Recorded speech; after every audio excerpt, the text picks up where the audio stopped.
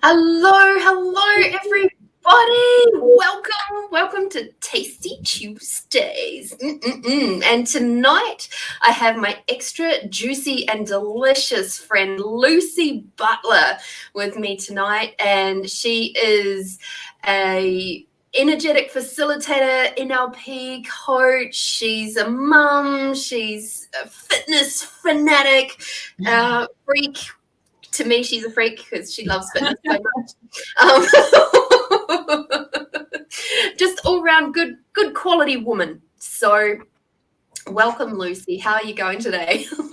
I'm good, thank you. And I did, about 20 years ago, I did work at a juice bar and I did get called Juicy Lucy. So that is fine. I absolutely love that. Oh my goodness, how does it get any better? So let me just pop this. Oh, goodness gracious. Isn't that cool? That's cool. Boom. Like rainbow chakra hearts. I know, right? Oh boy. And I learned my lesson from last week that we put it as what do you call it? I shared it from my business page over to the personal page this time, so that this way, hopefully, fingers crossed, we will see all of the comments that come up. Because I learned from the other one that that's not the way to do things. Okay. Well, it's all good learning, isn't it? There's no failure, only feedback. Excellent, absolutely. All right, so. I wonder if I can do that as a ticker. Oh, I can't. Oh, yes, there we go. Save. There we go. Now we'll show that. That's even better. I like that. Purple, beautiful colours. I know. And there we go. It's got all your bits in there. Goodness gracious. All right. So let's see. Which question shall we begin with today? So I'd like to know, how did you begin on your spiritual journey? I think as a child, I was always really intuitive and tuned in, and like a lot of people in this space, got regularly told, don't be silly, like, don't worry about it. Just go ahead. Don't think about that, go and do it anyway, those sorts of things. And so it sort of got very much squashed or ignored or any, whatever. Always really in touch with my body and physical. And then as a teenager, I started to get really disconnected and disassociated and became really depressed and got really unhealthy, and my mindset became very, very negative, to the point where there was, like a lot of suicidal thoughts and those sorts of things. But then, like a lot of women, doing something for someone else often is the thing that spurs us on. And my younger sister became very depressed and had a whole host of things going on, eating disorders and things like that. And my parents had split up, and so she turned to me a lot for help and for guidance. And she was going through, times of suicidal thoughts and things like that. And I just didn't know how to help her. She was seeing a psychologist. She had medication. She was going to the GP regularly. Like, she was doing all the things that Western medicine told us would help. And it wasn't helping. All they were doing was saying, well, we'll just up your dose of this, or we'll give you an extra dose of this, or we'll give you more of this. And it just was, for her to still be calling me in the middle of the day saying, that's it, I'm saying goodbye, this is the last time you'll ever see me. And for me to leave work to have to go and get her, to take her to hospital, and then for the hospital to just say, oh, there's nothing we can do, just sit in the waiting room with her until she's over it. Like, there was no help. And then I talked to some people that I'd met in Alice Springs, actually, and they'd said, one of them said to me, who I'd never met her before, she said, like try a Reiki healer. I went to a Reiki healer and it really helped me. And I was just never heard of Reiki before in my life, but I was like, that's it, cool. So I started looking it up, and I said to my sister, you need to go to a Reiki healer, and I took her there, you know, and it started helping her. And I was just like, wow. So we've had years and years of medication and Western medicine and psychologists and all of these sorts of things that are supposed to help people and are supposed to get people out of these horrible, dark places.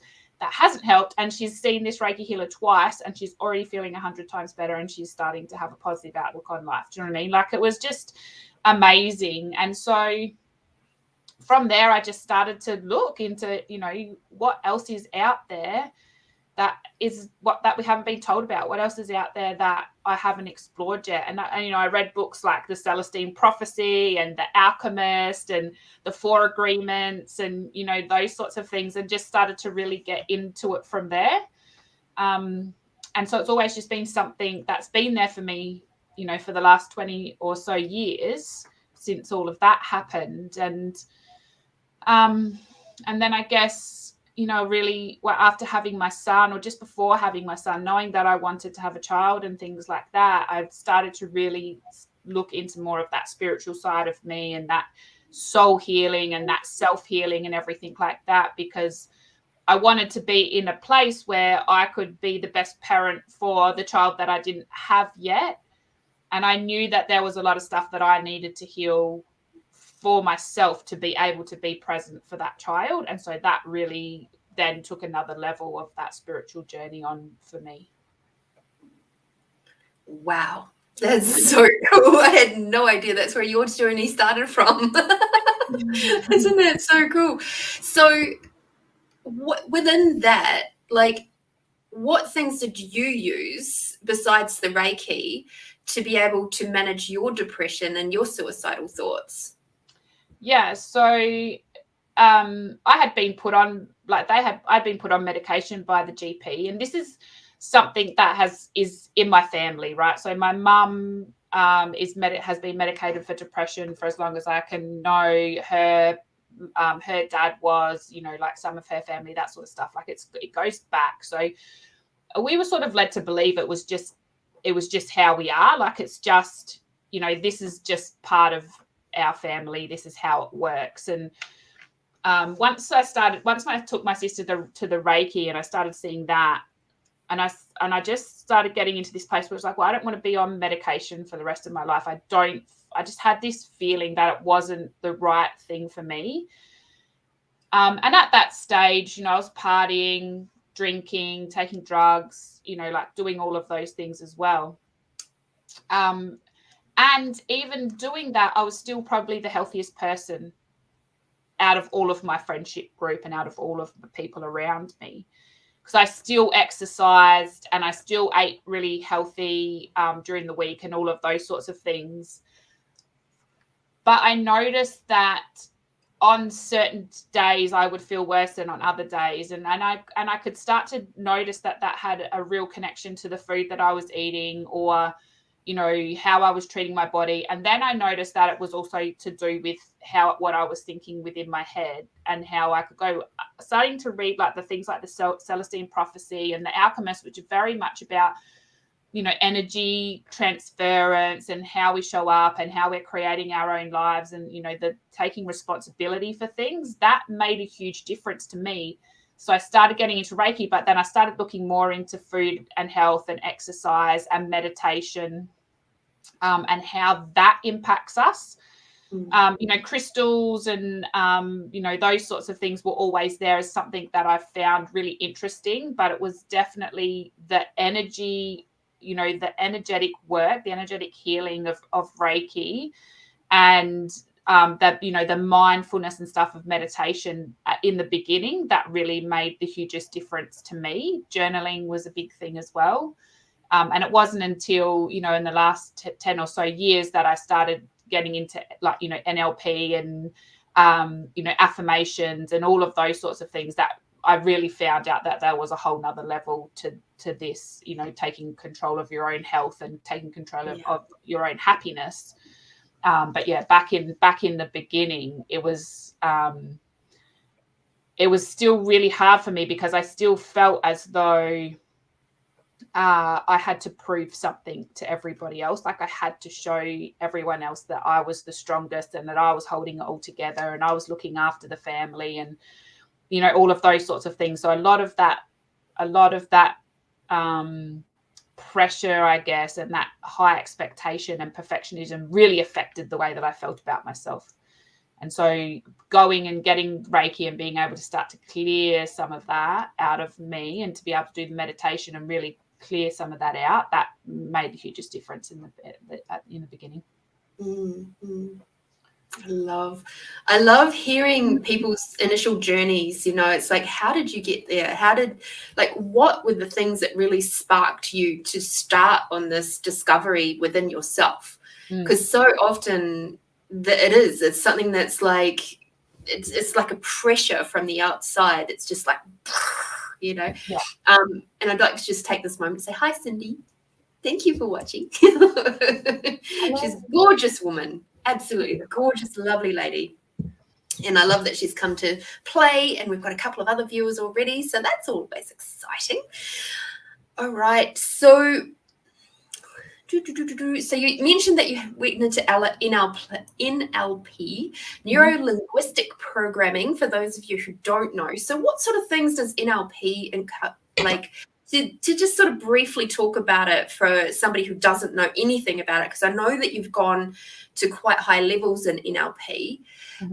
So just give somebody a little bit of an overview of what that might be like if they were to consider that, and how it sort of helped you. Yeah, right.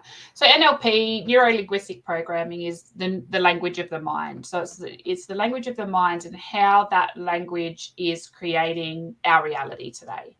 So everything that is in existence had to be a thought before it was created.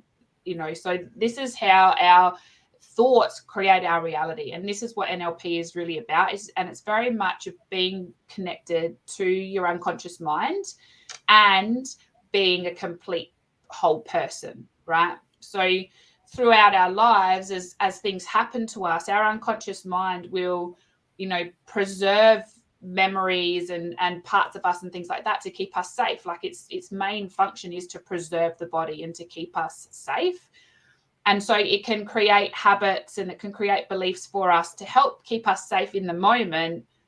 And what we do then is we keep those things inside of us and they become thoughts, and we keep using them to create reality even when they're no longer relevant.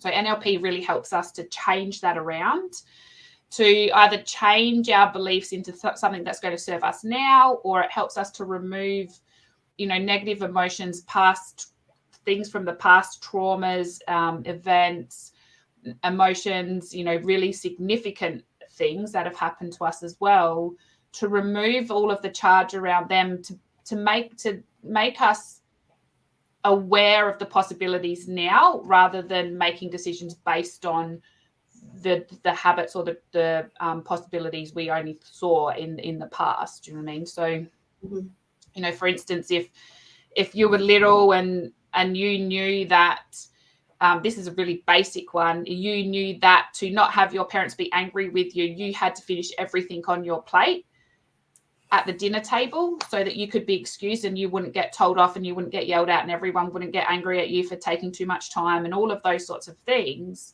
You may now have a habit where you eat everything in front of you, and it's causing you to be ill and overweight and lethargic and, you know, low energy and all of these sorts of things, because you're still doing that because your unconscious mind has decided that that was what kept you safe back then and it will keep you safe now.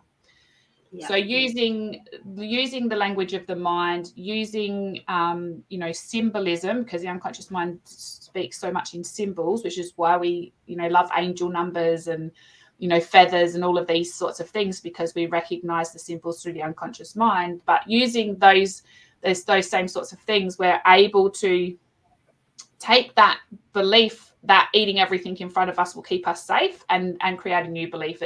That will be, you know, eating till we're 80% full is what's best for our body, and that's what we can do from now on. I absolutely love that. Hi, Starthy.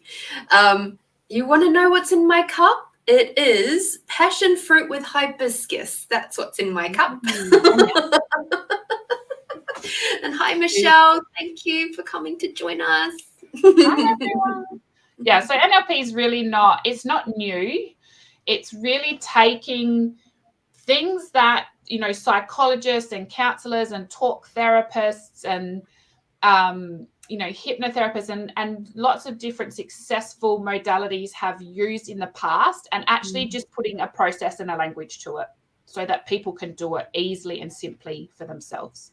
Yeah, absolutely. Absolutely. And I mean, I remember, it's so funny, and the reason I was smiling at that story is because I don't really remember it, but I've been told about an instance where I was maybe 3 or 4 years old, and my dad, I'm the eldest of my family, and my dad had me sitting at the dinner table until like 10 o'clock at night because I refused to eat my beans. Yeah. And my auntie was like, come on, because she happened to be staying with us at that time, and she said to her brother, like my dad, going, come on, it's 10 o'clock, she's asleep pretty much at the table, like let her go to bed, she's quite clearly not going to eat the beans. And even to this day, I'll eat beans, but they're certainly not my favorite vegetable, you know. It's like I'll eat them first so that I can make sure that I clear my plate. But I won't eat them last. And we have all these little things people will often say, but you know, well, I look back now and it's not really a big thing. And as an adult, we can look back on things and say, oh, it wasn't really that big of a thing. But as a child, it can cause significant emotional response in us. And that's when our unconscious mind will start to create that safety net, or will start to try to preserve our body in some way and create the beliefs and the habits around that, because it's in the moment that those things get created. Absolutely. And I know from my experience, before I learned how to start tuning in on my body and asking, okay, truth, are you actually hungry right now? Before I started learning how to ask those questions, I was somebody that would just seem to eat a lot without any real comprehension of why I was eating. So yeah, absolutely. I can completely see where you're going with the brain talk, the mind talk, the subtlety, the subtle undercurrents that just keep flowing through there. And, you know, because as an adult, of course, you've got open rein to your cupboards. Yeah. Whereas as a kid, there's a little bit more of a parameter there. It's like, for me anyway, it was like I had to ask permission to get stuff out of the cupboards or out of the fridge and that sort of thing. Yeah. Still do now. And we get taught so much not to listen to ourselves, you know, like as a baby, we're hungry, we cry, we get fed, right? We're hungry, we cry, we get fed as a baby. But then as we start to get older, then it's like, oh, I fell over and hurt myself. Oh, here you go, have something to eat. Well, actually, I hurt myself. That doesn't mean I need something to eat. No, here you go, have something to eat. Oh, I'm really sad. Okay, come and have something to eat. Oh, you've just got home. Come and have something to eat. And food gets used as the response or the reward for a whole host of different things that it's not actually needed for. And so we do find ourselves, you know, being really disconnected to what we actually need and just going to food instead. So it's, I mean, that's a whole nother podcast, I'm sure. Absolutely. I'm just watching the chat there as well. And I talk. Stuffy called me a traitor because I'm drinking tea and not coffee. They have a bit of a coffee thing with the group. No, I don't often drink coffee at this time of night. So I'm curious, what does consciousness mean to you? So, I love this question. I feel like consciousness to me is a connection to self. And it's also the bridge between the ancient wisdom and the higher vibration. So to me, there's 3 levels of consciousness. So there's the consciousness, which is the here and now, where we are, present moment. And there's the, you know, the unconscious mind, which is what we do all that work with when we're doing healing and NLP and all of those sorts of things, which is that ancient wisdom, but it's also our past, it's our memories, it's things that we've stored, past lifetimes, past generations. Everything there is that unconscious mind. And then we also have that higher consciousness, so that's that higher vibration and that higher level that we can tap into, which is when we're connected to oneness, we're connected to source. So consciousness to me is that, like, conscious mind is that bridge between that unconscious and that higher consciousness, but it's it's all those three levels in there. They're all connected, they're all joined together in one way or another. I like that. That's a really lovely way to think about consciousness as a whole, and the here and the now. It's like, for me, that I love that, and I also expand that out to, like, the consciousness. Like, I know this is what you meant anyway, but it's like the consciousness, the connection that we have with everything in the here and the now, like the planet, the people, the flora and the fauna, the everything. It's like, to me, that's also incorporated in there too. And it's like that lovely connection to all that there is. That's just yum. Deliciousness. Tasty even. So you went into NLP, and so you sort of, did you do any training in Reiki, or did you just sort of jump over to NLP? I'm a master Reiki practitioner as well. Yes. I don't regularly teach it. It's more if someone wants to not learn it, I will do it. I don't sort of usually put on classes and things like that. But I found, because when I was going through that journey of letting go of that family identity of depression and Western medicine and that sort of stuff, and going to here where I am now, where I'm happy and healthy and living this loving and fulfilling life, it wasn't just about one thing for me. It was about that soul energy and that Reiki and that energetic healing. It was the physical body, the nourishing food, the movement and the nurturing of my temple, and then it was that consciousness and those three levels of consciousness as well, which is why I'm a master NLP practitioner, and I'm a master Reiki practitioner, and I'm a health and nutrition coach. Because those three things, to me, all needed to be addressed for someone to get to a place of, life, happiness and fulfillment. Because, just being just eating healthy food and exercising, which I was, as I said, the healthiest and fittest person in my group of friends and all of those sorts of things, I still wasn't the happiest, because the mindset and the energy weren't aligned with that, so yeah, it's all there. That's all there. And what else have you brought into your toolbox, in your healing, your facilitation type toolbox? Yeah, so along the energetic lines, I've got the Reiki, and then I've got access consciousness bars and facelift, which I love. They're great ways of people just shifting energy and being able to really connect back in with themselves and their possibilities and their open their awareness. In the health and nutrition, like health and nutrition coach, and I do a lot of self-study around that. So I've done a lot of nutrition coaching, or like nutrition certifications around coaching. And then I've got the NLP and hypnosis, and then I've also do an ultimate consciousness, which is reaching that higher level of consciousness and connecting to source and oneness, and really creating more possibility than we know that we're able to create in our present state. It's really taking on to that next level, and they all work in really well together. There's it's not I don't regularly do just one thing. Like, I don't regularly have someone who just comes to me for Reiki or just comes to me for bars. People will usually they'll come in and they'll say, this is what I need help with today, and we do what's going to help them in, like, when with one of those modalities, we do what's going to help them, and the health and nutrition underlies everything, because I feel like when you're really nourishing and nurturing your body with health, like healthy food and movement, you're a lot more connected to source. You're a lot more connected to intuition. You're a lot, your energy flows a lot better.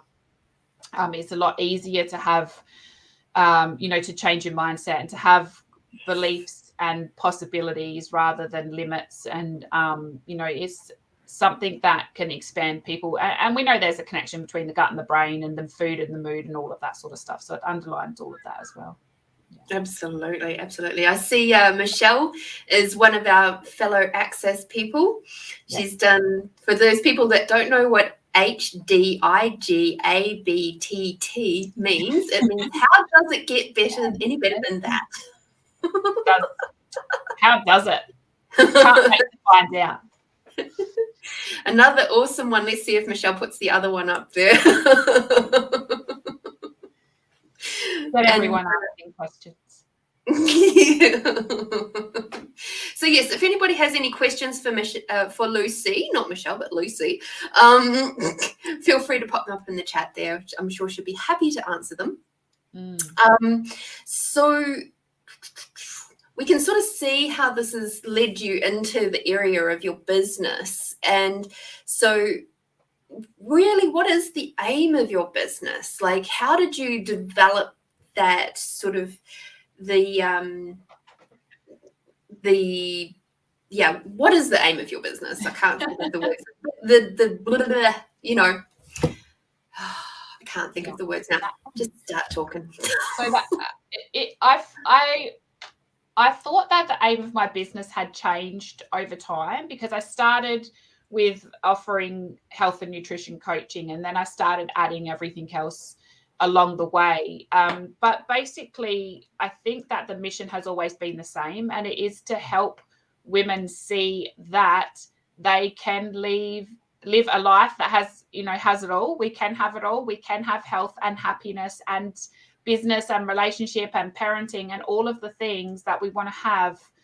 And they can be great. You don't have to sacrifice one for another. You don't have to live in a life of resentment or negative emotion or negative state or depression or hide away from the world or any of those sorts of things, because things can turn around and things can change. And if I can do it, so can everyone else. So I really love helping women to, remember and recognize that they are the source of creation. They're the source of creating their own life, and they're the source of creating, everything that they wish to receive or have in their own life. And I really love helping self-employed women to just take that boss hat off and actually, wear the other hats that they have there, because I think parenting and work can often be the two hats that women have on all the time, and they forget to have their adventurer hat on, or their, sexy temptress hat on, or their partner hat on, or their playful hat on, or their dancing hat on, or whatever it is that really lights them up and brings them joy and pleasure. Because the parent hat and the career hat seem to just get so big that the other hats sort of shrink and get put aside. And so I really love helping them to be able to take those hats off, put some of the other hats on, and really find out that being in flow in life and having it all comes from connection to all parts of us. Oh, love that so much. I can really perceive that the amount that you help people, that you like, because you've done it. You know how to do this work. So, and you've been through that process. So you become like this big shining light for others to be able to find you and to be able to go, yeah, hey, look, if I can do it, anybody can do it. That it's that kind of feeling, isn't it? Like, absolutely. Yeah. So, Shelley, thanks for watching, Shelley, and I hope you come back and have a little bit of a watch later, finish the rest of it. That was our friend Shelley Maitu she's down southish. I'm going to say that way. Selfish. Southish, nearly at the Victorian border. So Michelle asked, how did you get into access consciousness? I had a friend who I was on the phone to him, and he said to me, I've got this friend that does this bars thing. I think you would really get into it. You should check it out. And I was like, okay, sounds great. Didn't look into it. And then I went on holiday, and my friend said, oh, I've been doing this bars thing. I think you'd really love it. You should check it out. And I went, oh, that's 2 people in 2 weeks. Not a coincidence. Have to check it out. And so I did. And I went and got my bars run, and I loved it. And I did the workshop, I don't know, a week later, and learned how to do it. And so that was, I think, 3 or 4 years ago now. Yeah, so that's how I got into it. I think I was looking for another thing. Like, I love Reiki. Reiki's amazing. I needed something else that was going to help more on the head.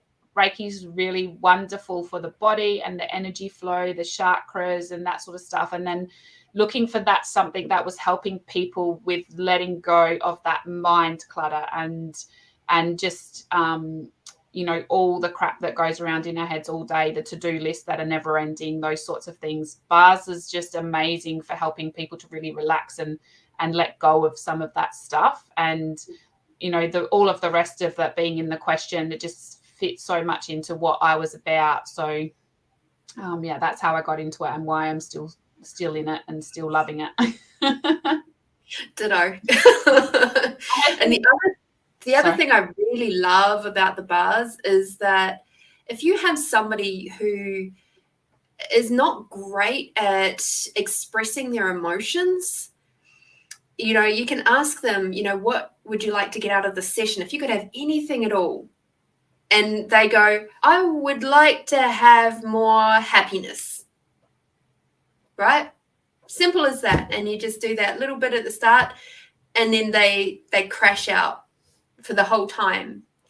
And they sit up. They haven't had to think about anything. They haven't had to go through that process of digging. They haven't had to go through the trauma, if you like, of having to uncover all of these experiences. They can literally just lie there and let their bodies process whatever they're willing to let go of. And then they can get up, and with any luck, they've, achieved some level of happiness, which is what they were after in the first place. Yeah. So that's something absolutely why I love doing it. I do it with teenagers and children. When I do longer programs with people, I always start off with a bars session because I just know that it helps them to open up to the possibilities of the program with me. It opens them up to, really receiving the work that we do together and being in allowance of the changes that we're going to make together as well. Because as much as people want to feel better, they can be really resistant to change. Because even pain and depression and misery is familiar and can feel comfortable in its familiarity, rather than getting to that change and then finding this new joy and pleasure in these other parts of letting that go. It can still be daunting to people. So starting with a bar session always works amazingly. I agree. And when we continue to buy into those points of views that, unless it's hard, it's not worth it. It's a lovely point of view that we've picked up along the way. It's amazing. I love it when people will come for a session with me and then they'll message me and they go, oh, I just haven't had any anger and I just feel so much calmer and I feel like I'm just really having so much more joy in my life, but I don't know if it's got anything to do with what you did. Why? Because it was too easy and you enjoyed it too much? Yeah, probably. Okay, no worries. Oh, isn't it great? Oh, absolutely. I could say that if I had to pinpoint one single biggest thing that has made a change in me, it was doing timeline therapy, which goes along with NLP, and it's releasing negative emotion. And so underlying underlying so much of my life was a fear that I wasn't, fear I wasn't good enough, fear I wasn't pretty enough, fear I wasn't smart enough, fear I wasn't strong enough, fear I wasn't fast enough, fear I wasn't good enough, all of these this fear was just this underlying, like, I guess, current in my life up until when I did NLP, and releasing that fear in timeline therapy made the hugest change to my life, massivest change in my life.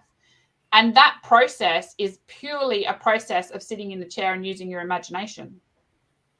Wow. Yeah.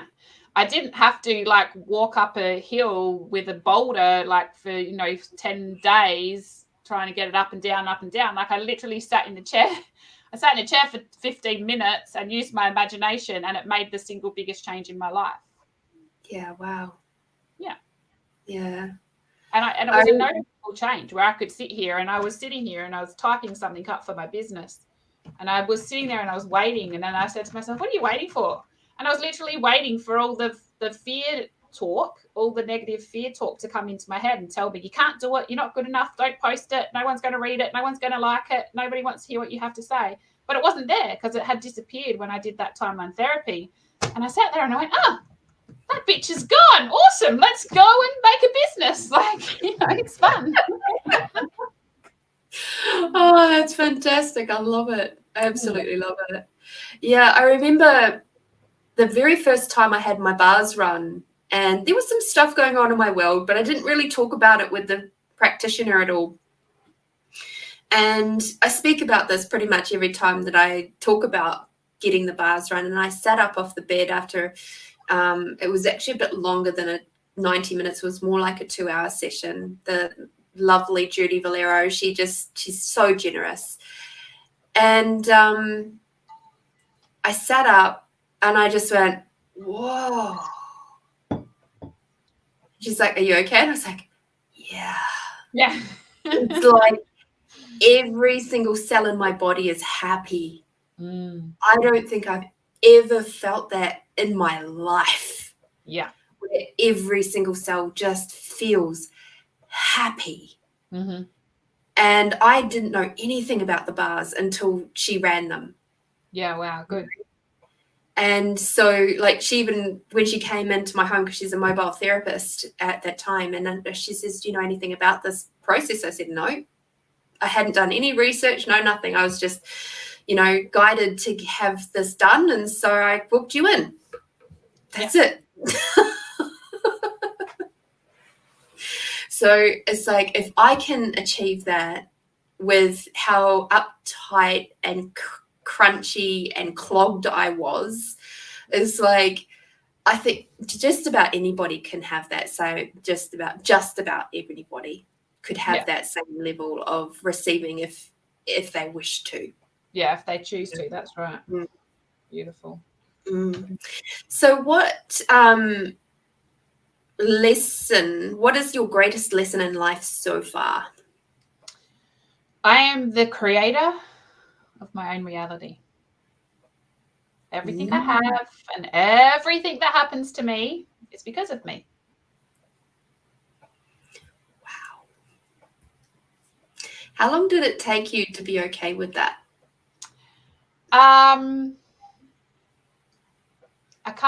I wish I could tell you like the moment where it all made sense to me, and I can't, but I remember sitting in I was in my house. Like, I've just bought my own house as a single mum, so a big achievement, and I was fucking miserable. Like, I was so fucking miserable. I'd taken a job that I didn't want because I knew that it would help me get a mortgage, like a home loan. I was in a relationship that was toxic. I felt like a complete failure. I was just totally trying to be everything to everybody, and especially to my son. And I remember him saying to me, so we used to have, like, I mean, they're still around. They're called, komochis. So komochis are little dolls, and they have feelings, and every doll comes with its own feelings. So it's to help, tangible tools to help children learn about recognizing their emotions. So I was doing a lot of work around this. I'd done some training in positive psychology and positive education. And I was doing some training, and so I taught it to my son, obviously. And he just said to me, Mum, if you were a Komochi, your emotions would be sad, and I can't even remember the other one he said, but sad was one of them. And I just went, oh God, that's how my son sees me. This is terrible. And so I just started looking into it, and I realized, you know what, I'm sad because I'm telling myself sad thoughts all the time. Like, I am lonely because I'm telling myself lonely thoughts all the time. I am crying because I'm telling myself things that make me cry. And so that was where I sort of realized, actually, I get to create this life. I get to choose this life. I get to make it what it is. And yes, there is a man in my life who is toxic, but I choose to let him in my life. I'm in a job that I don't love, but I chose to take that job for a reason. So when I started really owning where I was, owning what was happening to me, owning how I was feeling, owning what I was doing, I realized that I could change it and do whatever I wanted.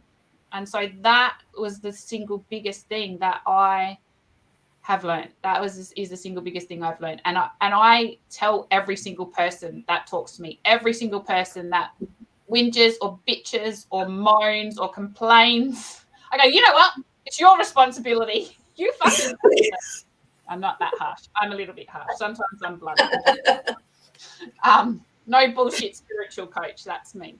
But yeah, it's like, I want people to know that it's them. They can choose it. They can change it. I did. You can. Everyone can. We all can. Let's do it. Mm-hmm. I completely agree with you. Totally agree with you. And hi, Angelita. Nice to have you with us. Yeah, I like that no bullshit. I'm the same. You know, I don't fluff things if it's necessary to just get straight to the point and just say, oi, you know. It's some people sort of go, oof, because they're not used to that. They're not used to somebody actually being so straight with them. And that was one of the reasons why I hated that job that I was telling you about, because I was managing like 17 different women in a business, and at least half of those 17 women wanted their hands held and people to say nice sweet nothings in their ear all day every day, and I was just like, no mate, you're not doing your job, do your fucking job. Like, so yeah. Yeah, for sure. It's hard to manage a lot of people, but people come to me now because they know that I'm not going to fluff. They know that I'm not going to, give them a lot of shit rolled in glitter. I'm going to just say to them, this is what needs to happen. Let's get it done. Sorry, mental image.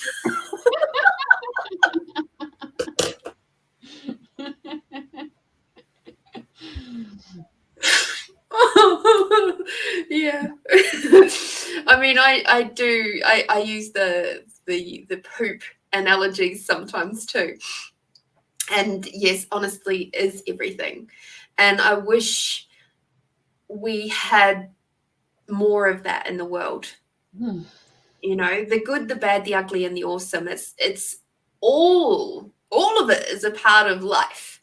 Yeah. And, we as beings are not always going to get along. And when we do sometimes misunderstand each other, and the only way you can move forward from a misunderstanding is to talk about it, regardless of whether you're going to hurt each other's feelings or not.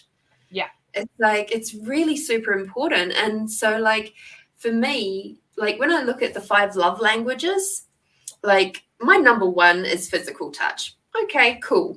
But my number 2 equal, because I have 2 that the same level, one of them is words of affirmation, which to me is actually communication. Yeah. And the other one is quality time. So those are my top 3. And but it's like, for me, gift giving is like last. It's like I'm a terrible gift giver. It's like, Oh, geez. Now, I know people who are just incredible gift givers, and I so admire them. Yeah. And yet I know that it's entirely possible for me to be an awesome gift giver. If I can recognize that in someone else, I've got that same capacity within myself. Yeah, absolutely.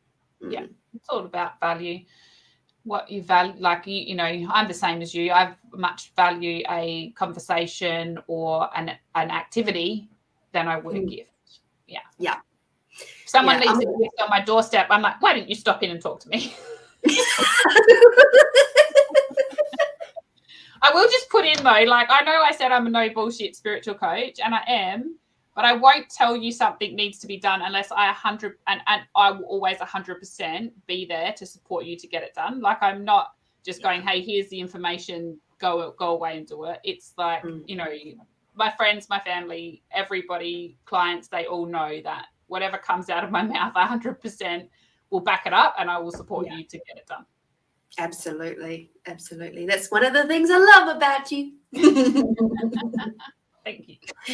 So if you could say anything to your 20-year-old self, what would that be? 20-year-old self. Stop chasing it. Stop looking for it outside of yourself or in other places. Stop running away. Just stop and look within, because it's all in there. And that's where you have to find it and create it and be it. I think it's all like 20, I was running a lot. Stress, pressure, all that stuff with family. Yeah. Looking for other people to be the home that I wanted, to be the family that I wanted, to love me the way that I wanted to be loved or accept me. But I just needed to find all of that within myself at 20. So yeah, that's what I'd say. Stop running, stop looking, stop searching. Just go within. Yeah, it's all there, isn't it? And at the same token, I wonder, would your 20-year-old self have listened? I was great at listening at 20. No. I think, I mean, if I as a 40-year-old went back in time and met my 20-year-old self, like obviously I would listen, because I'd be like, wow, it's like Marty McFly and Doc. Yeah, true. If someone else saying that to me, I guess I would have had to have really trusted them. Trust was a big thing, like a big issue for me back then. And that was still that underlying fear of getting hurt, fear of being backstabbed, fear of being let down, fear of being abandoned. You know, there was so much that fear was still under there. So, someone I really trusted had been able to say to me, like, this is how you find it within, then it might have sped up my journey a little bit. I don't know. If you could sit down with... I knew stuff that was going to come up with that one eventually. So before I say that one, without the 20-year-old experience, one would not be who they are now. That's very true. Yes. You wouldn't be where you are now without that experience. So it's just an interesting question to ask, because for me, I look at that question and go, you know, and it's more about not so much necessarily talking to ourselves at 20. It's about talking to those who are at their 20s now. Their 18s, 19s, 20s, even the younger than that, the teens. Like, what things would have helped us at that age? Yeah. You know, so it's like helping them to know that they can find this a lot earlier than their mid-30s or their 40s or whatever, you know, and they don't have to necessarily have such a huge rough journey. You know, if they start a little bit earlier, then they may actually have it a little bit easier. Yeah. So that's really the purpose of that question, is to inspire others to know that it is possible to have this journey without actually having to go through the roughness. Well, I understand. Like, I completely understand, like, you know, without everything that's already happened, I wouldn't be here, but I may have been here a lot quicker. Yeah. If I had known this earlier, and there might have been a lot of things that I may have avoided and still be here. Do you know what I mean? Like this is still my mission. This is still my purpose. So I still would have found it. Yeah, I agree. Yeah. I agree. Random question time. If you could sit next to anybody for half a day on a park bench, a nice pleasant park bench with no mosquitoes. Yeah. And have a chat with them, whether they be dead or alive, who would that be? Sorry. Who would that be? Am I only talking to them, or am I allowed to touch their abs? You could do that with their consent. Okay. Who? Do you know who I would love to have a talk to? It would be Wayne Dyer. Yeah, because I really love his stuff, and I feel like he's got a lot of experience as well. Like there's a lot of life experience behind it. He's not just he was. I know he's passed. He wasn't just a old fluff guy, you know what I mean? Like he had real wisdom and insight and a lot of lived experience that people wouldn't wish upon others, you know. So yeah, I don't know, maybe Wayne Dyer. Just have a chat with him, get some insight, have some chuckles. The abs question was not about Wayne Dyer, just so you know. Now I'm curious. Now I want to know, whose abs does Lucy want to touch? I don't know. I'm thinking Chris Pratt's pretty good at the moment, but that might just be because Jurassic Park keeps getting played on TV. Oh, true. Funnily enough, I've always been a bit of a Vin Diesel fan. Oh, yeah. Funnily enough. As a nice, noisy car goes past my door. There's Vin Diesel is just driving past, so no worries, Lorene. Here whenever you're ready. But it's his voice. I actually really like his voice. Yeah, right. Like there's something about that sort of that rumbly, low. Yeah, I get the voice. It's nice. And I'm pretty sure his abs are pretty nice too. Yeah. Oh dear. So, my love, do you have any trainings or events coming up? I have a wonderful retreat coming up in November called Honouring You, which is a women's retreat, helping women to find that clarity that they need to be the woman that they want to be in business, life, partnership, everything. So that's going to be amazing with your beautiful self and 2 other amazing facilitators. And we're going to take the women through a wonderful journey on that weekend retreat. So that's going to be fan-bloody-tastic, and I'm really looking forward to that. It's going to be epic. Do I have any other trainings? No, I don't. I'm starting to put together some webinars and some things like that around habits of healthy people and just keeping that health forefront in people's minds. I think especially over winter and stuff, it's really important because of the weather, because of the stuff that's going on at the moment, fuel prices and lettuce prices and all the other things that people are talking about. It's super important for people to not get disheartened and to start, putting aside things that they feel aren't, important or in their budget and those sorts of things. It's really important to know that you can still do things that are good for you and things that are going to help you feeling great and are going to set you up for the rest of the year and the rest of your life in any way, shape or form. I actually have lettuce in my veggie garden, so don't rob me, people, but it's there and it's delicious. I love lettuce. I do too. That's why I planted it. I have got lettuce, baby spinach and kale all in my garden. Oh, well done. I know, every day I just get out and just pick whatever I want. It's so freaking cool. Yeah. Absolutely. Now, I happen to know that you and your website, you have some like cute little recipes up in there. Yes, I do. If anyone wants to join my newsletter mailing list, I do send out recipes in my newsletter every fortnight. So that's good. And on my website, I do have blogs, like a blog page which has recipes and blogs as well. So you can go through recipes on there. They are mainly gluten and dairy free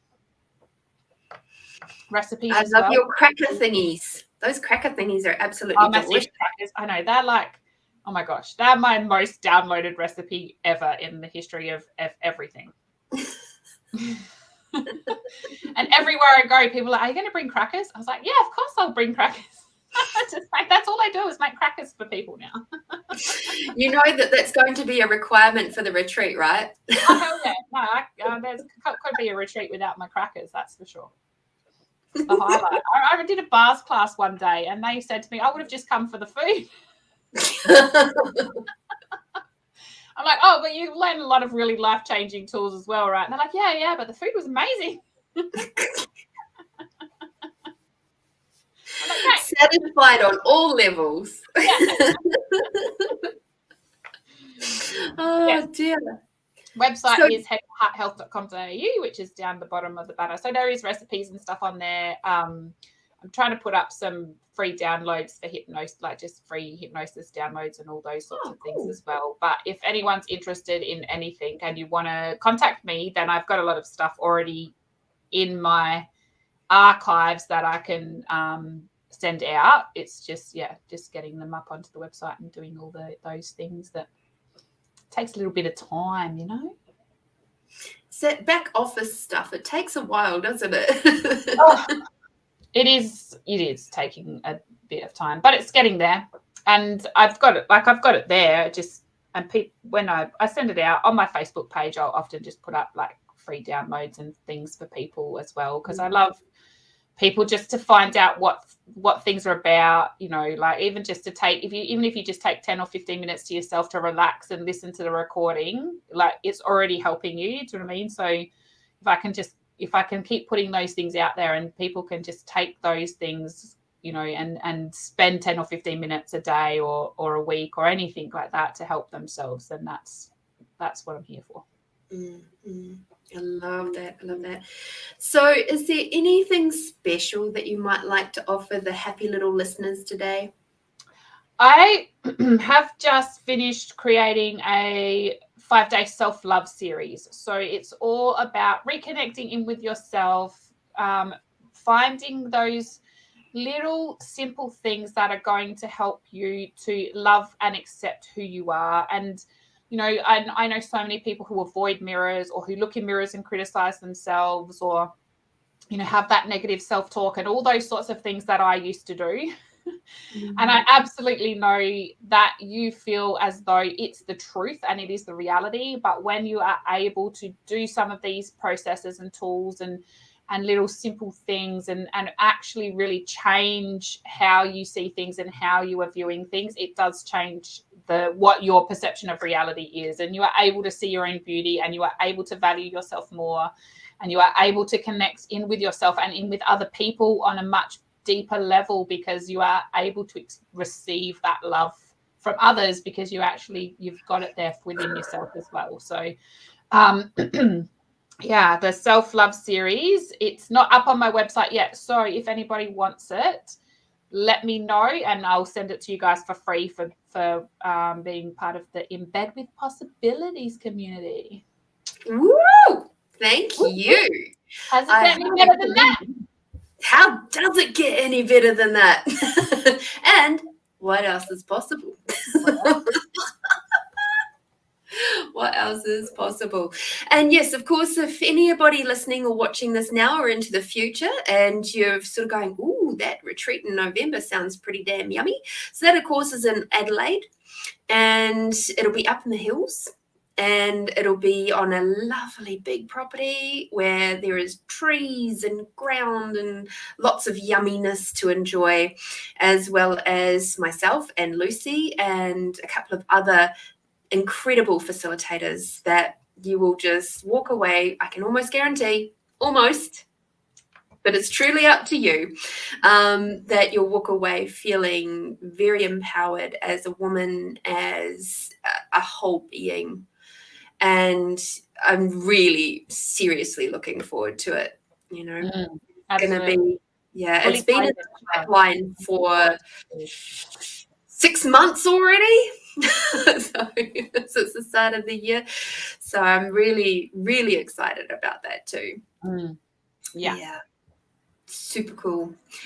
All right. So just catching a last couple of comments here. So Starthy would like to sit down with Carl Jung. So that's pretty cool. Yeah. Definitely. Yeah, totally. And Michelle would like to read Alan Watts's book, The Wisdom of Insecurity. I think this would be helpful for me. Okay, cool. I don't heard that one. No. I wonder what that's about. Might have to, have to jot it down, have a look later. Anyway, thank you so much. Is there anything else that you'd like to share with the community before we run away for the night? No, I think that it is all about creating your own life and choosing the life, the croak. Creating your own life and being the creator. Choose your thoughts, choose your reality. It's all up to you. You have the power, you have the choice. Nobody can heal you, fix you, save you, or love you more than you can yourself. So go ahead and do it. Absolutely. And thank you so much, Lucy, for coming on and chatting with us today, having a good old natter. Love a natter. And if anybody would like to be really wonderfully empowered in their lives, please go and check out Lucy on headtohearthealth.com.au and or on her Facebook page or on her Instagram. It's all in the show notes. So it's all there for you to just tap into. And I look forward to our next show next week, which I will be having the beautiful and amazing Tanya Benlow on. So I'm looking forward to that one. And of course, I'll be back on Friday with Find You Fridays, which is the intuitive reading show. So come on and have a little look and see and maybe get a reading. And if you want to have a bit more of an extended reading, you can put a little pay what you like donation. All right. So we'll catch you on Friday. If not Friday, then next Tuesday. In the meantime, be bold, be brave, be beautiful, my incredible friends. And I look forward to seeing you next time. Bye-bye. Bye.